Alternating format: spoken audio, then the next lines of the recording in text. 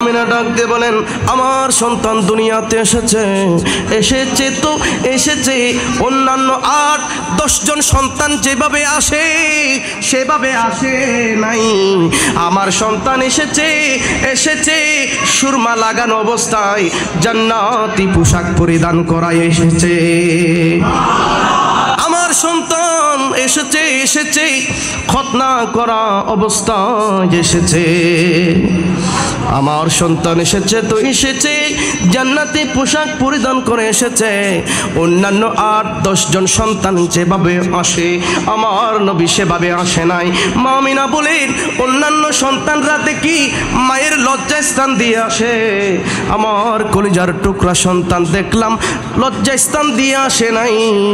আমার কলিজার টুকরা সন্তান এসেছে লজ্জাস্থানের উপরে নাভির নিচে মধ্যবর্তী যে স্থান আছে সে স্থান দিয়ে স্পেশাল ভাবে দুনিয়াতে এসেছে। আর একটু আস্তে কর না সুবহানাল্লাহ। হযরতে সাইয়েদনা মা আমিনা ডাক দিয়ে বলেন, আমার কলিজার টুকরা নয়নের মণি দু জাহানের বাদশা নবী কমলিওয়ালা নবীর আগমনের সময় যখন হয়ে গেছে, আমি দেখলাম আমার পেটের মধ্যে গর্ভের মধ্যে রেহেমে পাখের মধ্যে নবীর নূর মুবারক যখন এসেছে, আমি অলৌকিক অনেক দৃশ্য দেখতে পেয়েছি।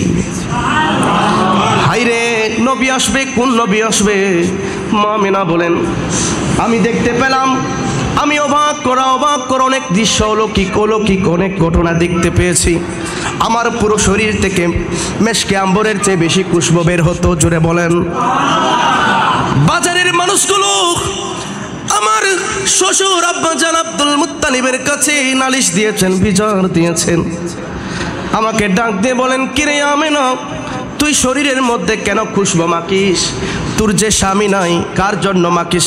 কাকে খুশি করার জন্য মাখিস? তোর বিরুদ্ধে তো বাজারের মানুষগুলো নালিশ দিয়েছে, তুমি নাকি খুশবু মাখো, তুমি নাকি শরীরের মধ্যে আথর মাখো। হযরতে সাইয়েদনা মা আমিনা চোখের পানি ছেড়ে দিয়ে বলেন, আমার কি দোষ আব্বাজান, যেই দিন থেকে আমার পেটের মধ্যে, আমার গর্ভের মধ্যে, রেহেমের পাকের মধ্যে সন্তান এসেছে, নবীর নূর মুবারক এসেছে, এভাবে অলৌকিক অনেক দৃশ্য দেখতে পেয়েছি। আমি অনেক দৃশ্য দেখতে পেয়েছি। আমার পুরো শরীর থেকে মেশকে আম্বরের চেয়েও বেশি খুশবু বের হতে লাগলো। জোরে বলেন, আর একটু জোরে বলেন না মারহাবা।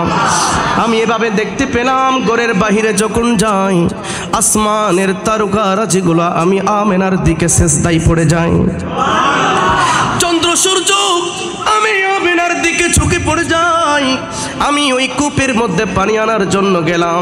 অন্যান্য সময়ে যখন যেতাম তখন দেখতে পেতাম বালতির মাধ্যমে টেনে রশির মাধ্যমে পানি তুলতে হতো, কিন্তু যখন গর্ভের মধ্যে আমার সন্তানের নূর মুবারক এসেছে, আমি ওই কূপের মধ্যে গেলাম।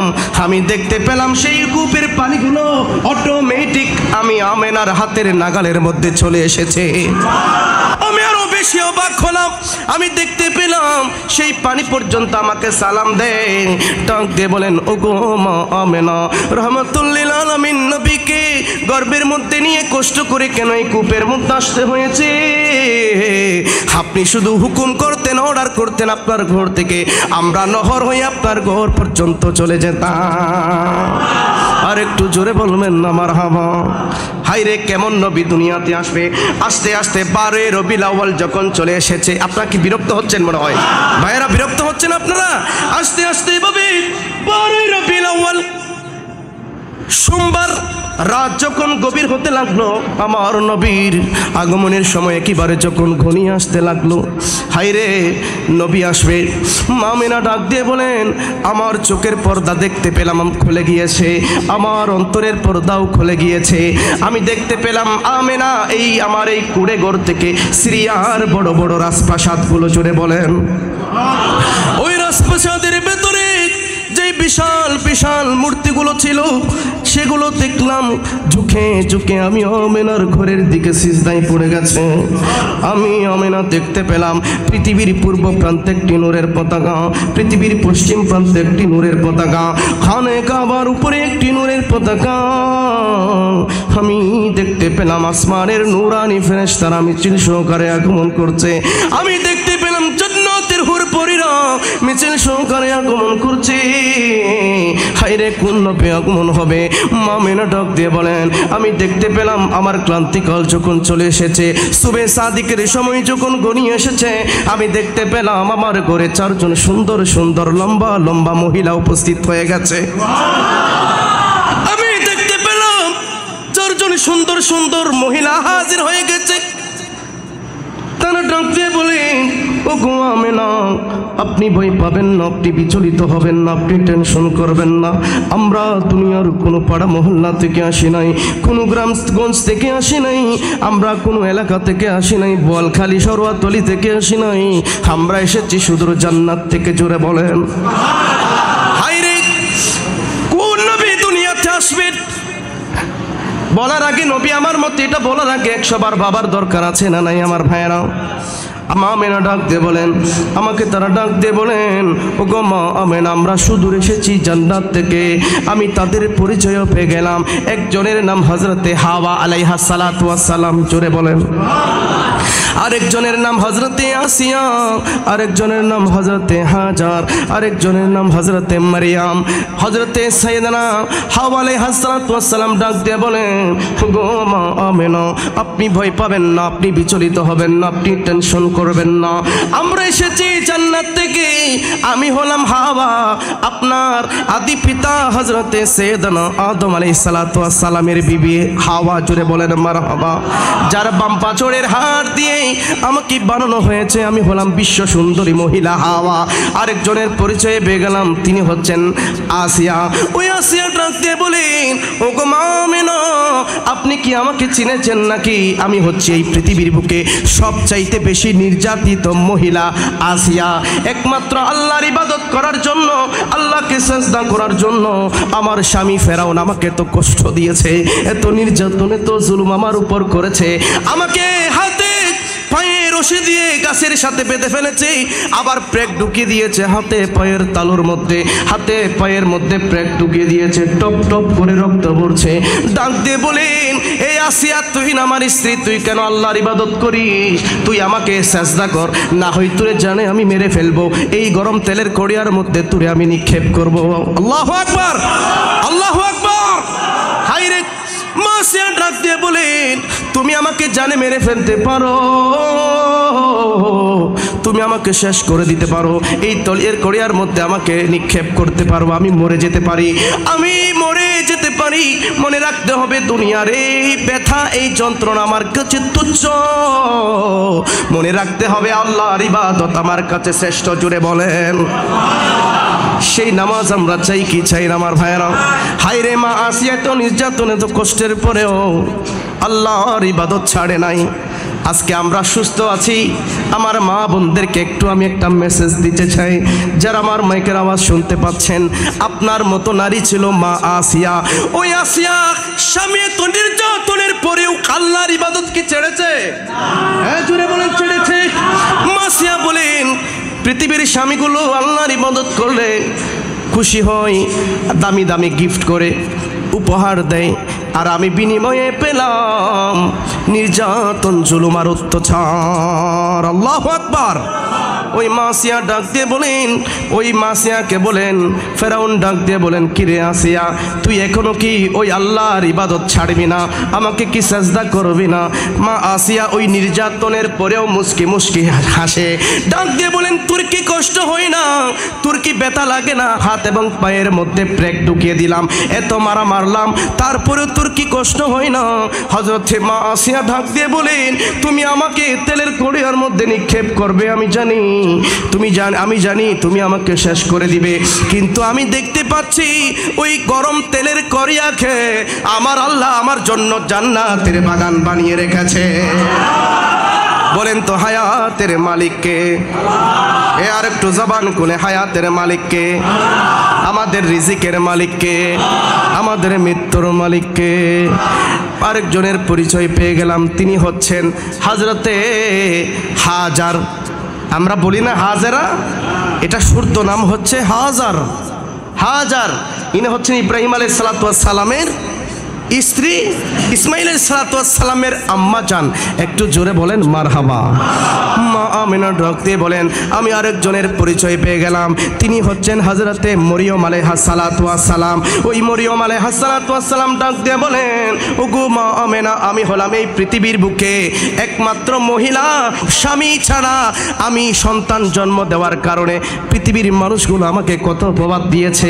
বলেন তো পৃথিবীতে কেউ যেটা পারে না, পারে কে? জোরে বলেন পারে কে? হযরতে মরিয়ম আলাইহিস সালাতু ওয়াস সালাম ডাক দিয়ে বলেন, স্বামী ছাড়া আল্লাহ আমাকে সন্তান দেওয়ার কারণে পৃথিবীর মানুষগুলো আমাকে কত প্রবাদ দিয়েছে। আমি হলাম সেই ঈসা নবীর আম্মা মরিয়ম। জোরে বলেন মারহাবা। হযরতে মা আমিনা ডাক দিয়ে বলেন, তারা ডাক দিয়ে বলেন, ওগো মা আমিনা, আপনি ভয় পাবেন না, আপনি বিচলিত হবেন না, আপনি টেনশন করবেন না। আমরা দুনিয়ার কোনো পাড়া মহল্লা থেকে আসি নাই, আল্লাহ আমাদেরকে জান্নাত থেকে পাঠিয়ে দিয়েছেন আপনাকে একটা মেসেজ দেওয়ার জন্য, আপনাকে একটা খুশখবর দেওয়ার জন্য, আপনাকে একটা সুসংবাদ দেওয়ার জন্য। কারণ একটু পর আপনার গর্ভ থেকে, একটু পর আপনার রেহেমে পাক থেকে যিনি দুনিয়াতে আসবেন, তিনি সাধারণ কোনো সন্তান নয়, তিনি সাধারণ কোনো মানুষ নয়, তিনি সাধারণ কোনো জাত নয়, তিনি হচ্ছেন ইমামুল আম্বিয়া।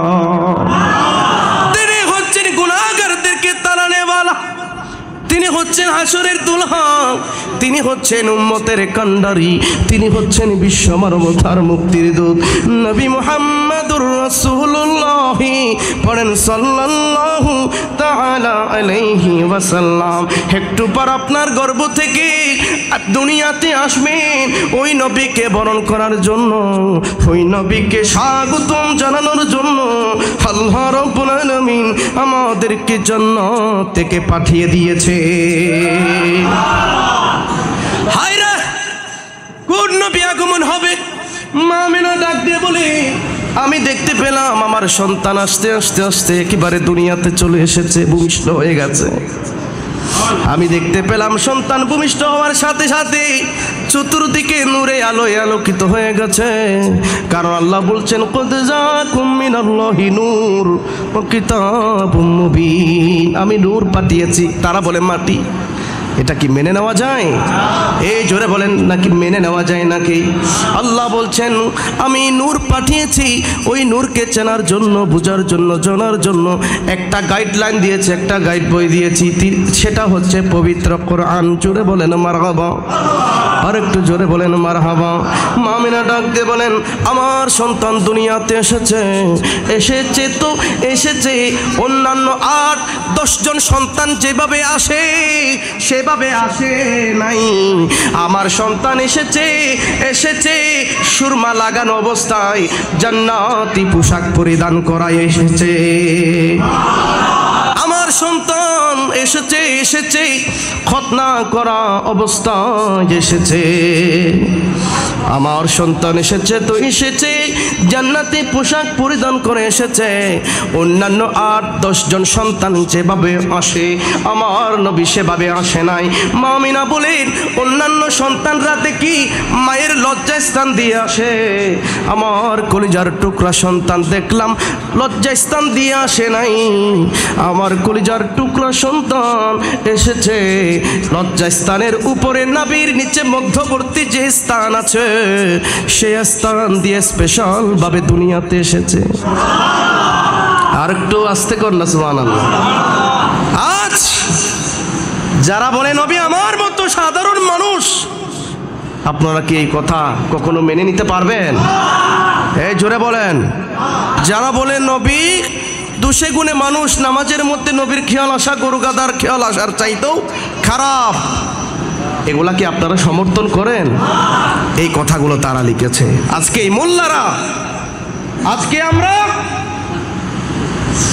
এই কথাগুলোর বিরুদ্ধে বললে আমাদেরকে বেদাতি বলে। আমরা নাকি নবী নবী করি। আরে ভাই, নবী ছাড়া কিছু আছে নাকি?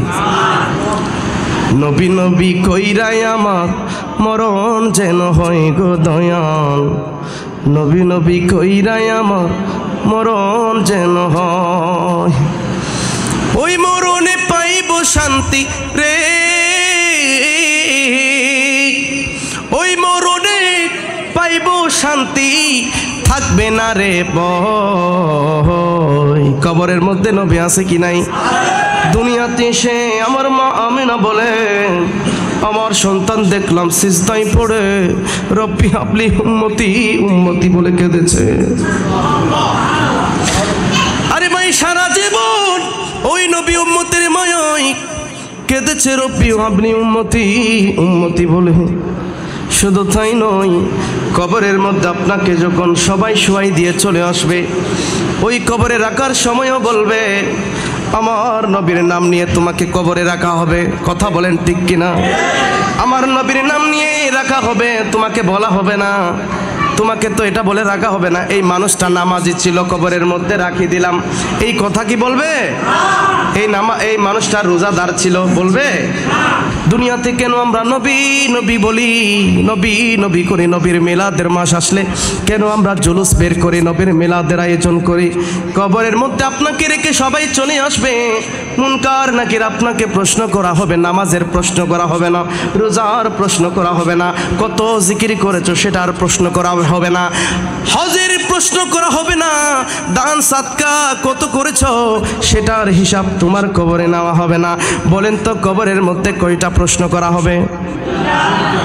জোরে বলেন, কয়টা প্রশ্ন? 3টা প্রশ্ন। প্রথম নম্বর প্রশ্ন, মার রব্বুক, তোমার রবকে? জোরে বলেন, তোমার রবকে? আমাদের রবকে। ওয়ামা দীনিক, বলেন তো আমাদের দিন কি? দিন আল ইসলাম। আল্লাহকে চিনিয়ে দিয়েছেন তিনিও মুহাম্মাদুর রাসূলুল্লাহ। আবার দিনকে যিনি চিনিয়েছেন, দিন আমাদেরকে যিনি উপহার দিয়েছেন তিনিও মুহাম্মাদুর রাসূলুল্লাহ। কথা বলেন ঠিক কিনা? প্রথম নম্বর প্রশ্ন। দ্বিতীয় নম্বর প্রশ্ন, 2টা প্রশ্নের উত্তর আপনি দিতে পেরেছেন, স্বাগতম, ফেরেশতা বলবে স্বাগতম। এবার 3 নম্বর প্রশ্নের উত্তর তোমাকে দিতে হবে, ফাইনাল এক্সাম তোমাকে দিতে হবে, ফাইনাল প্রশ্নের উত্তর তোমাকে দিতে হবে। সেটা হচ্ছে ওয়ামা কুনতা তাকুলু ফি হাযার রাসূল। আল্লাহু আকবার বলেন। নবীকে নিয়ে প্রশ্ন করা হবে যে এই মানুষটাকে চিনো কিনা বলো। দুনিয়াতে নবীর বিরোধিতা তুমি করেছো, নবী তোমার মতো বলেছো, নবীর মিলাদের বিরোধিতা করেছো, নবীর মিলাদুন নবীর মাস এসেছে, নবীর সম্মান বয়ান করলে তোদের গায়ে চুলকানি লাগে।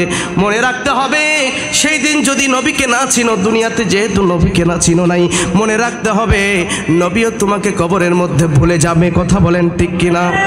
আর ওই কবরের মধ্যে যদি আমার নবী বলছেন নাসিতু কামা নাসিতা, তুমি যেহেতু দুনিয়াতে আমাকে চিনো নাই, কবরের মধ্যে আমি তোরে বলে গেলাম। এই কবরটা বড় ভয়ঙ্কর জায়গা। এটা হচ্ছে হাসরের প্রথম মঞ্জিল, হাসরের প্রথম মঞ্জিল। এই জায়গাটা যদি তোমার ভালো হয়ে যায়, আমার বাবারা ভাইয়েরা কথাগুলো ভালো করে খেয়াল করবেন, এই কবর জগৎটা যদি তোমার জন্য ভালো হয়ে যায়, হাসর নসর নিদান ফুলসিরাত তোমার জন্য বেড়া পার।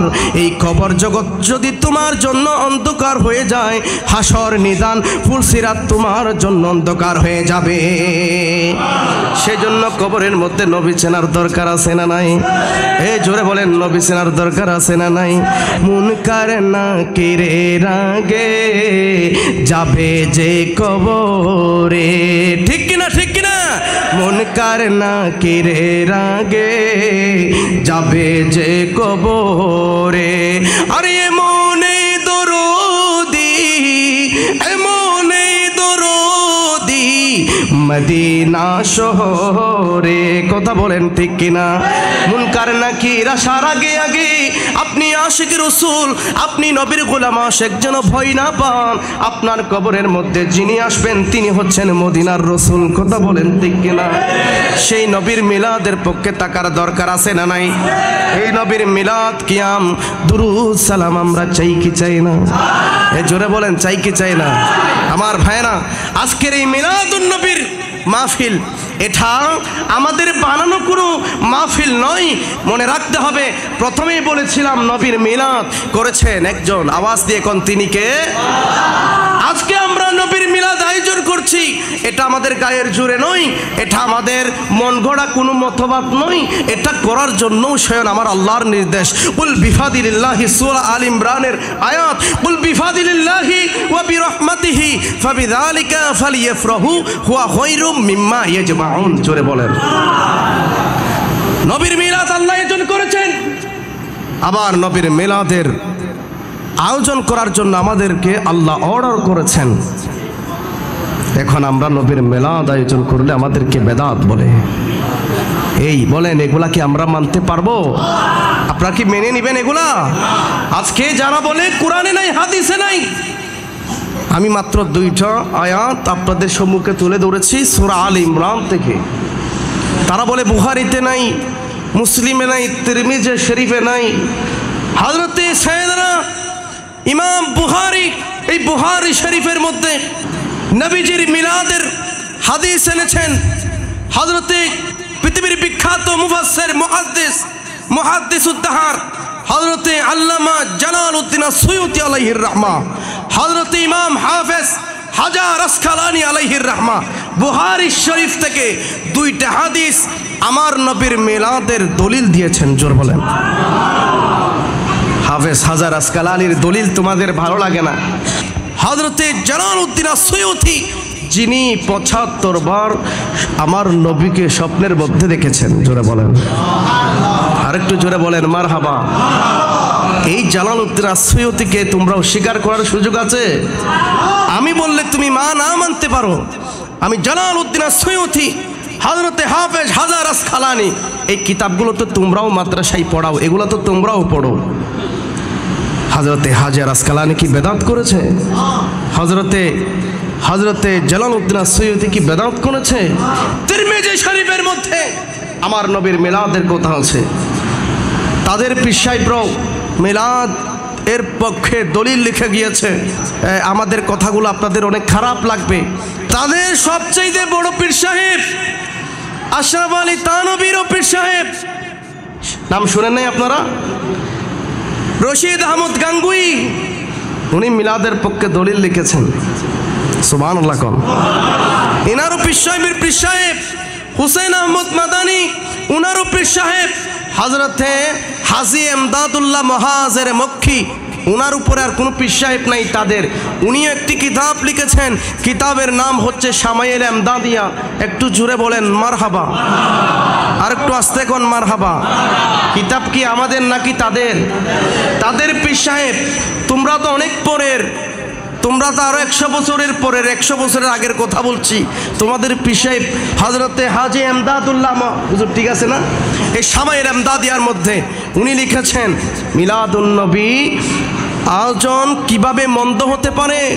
মিলাদ কিয়াম স্বয়ং আমি নিজেই আয়োজন করি, মিলাদুন নবী আমি নিজেই আয়োজন করি, এতে আমি তৃপ্তি পাই, আনন্দ পাই, মজা পাই। জোরে বলেন মারহাবা। কে লিখেছেন? তাদের পীর সাহেব। এরকম 1-2টা পীর সাহেব নয়, অনেক পীর সাহেবের কথা আমি বলতে পারবো। তাদের আরেকজন পীর সাহেব শামসুল হক ফরিদপুরি, ওনাদের বড় পীর সাহেব। ওনাকে না মানে, ওদের মধ্যে না মানে এরকম কোনো ব্যক্তি নাই। ওনাদের এই পীর সাহেব লিখেছেন তাসাউফ তত্ত্ব, একটা কিতাবের নামও বলে দিচ্ছি, তাসাউফ তত্ত্ব। এই কিতাবের মধ্যে উনি লিখেছেন নবীর মিলাদ কিয়াম কিভাবে মন্দ হতে পারে। এটা শরীয়তের কোনো বিষয় নয়, এটা হচ্ছে তাসাউফের বিষয়। যার অন্তরে যতটুকুন নবীর প্রেম ভালোবাসা মহব্বত আছে, ততটুকুন প্রেম মহব্বত ভক্তি ভালোবাসা নিয়ে নবীর মিলাদ কিয়াম করবে। কোনো মজলিসে একজনও যদি নবীকে ইয়া নবী সালাম আলাইকা বলে দাঁড়িয়ে যায়, তাহলে বাকি সবাইকে দাঁড়িয়ে যাওয়া ওয়াজিব হয়ে যাবে।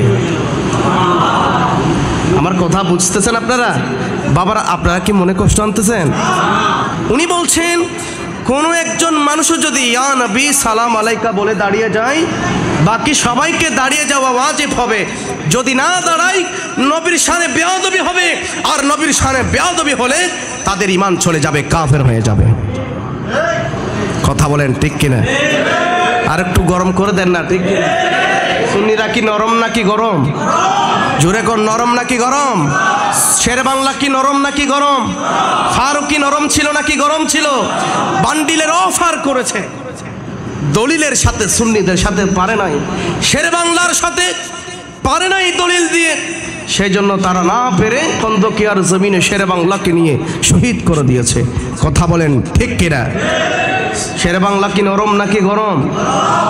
ফারুকিকে রিয়ালের অফার দিয়েছে যে তুমি এই কথাগুলো বলা বন্ধ করো চ্যানেল এর মধ্যে, না হয় প্রয়োজনে টাকা নাও, পয়সা নাও, যা লাগবে তাই নাও। বলে না, তোমরা কোটি টাকা দিতে পারো, মেরে ফেলতে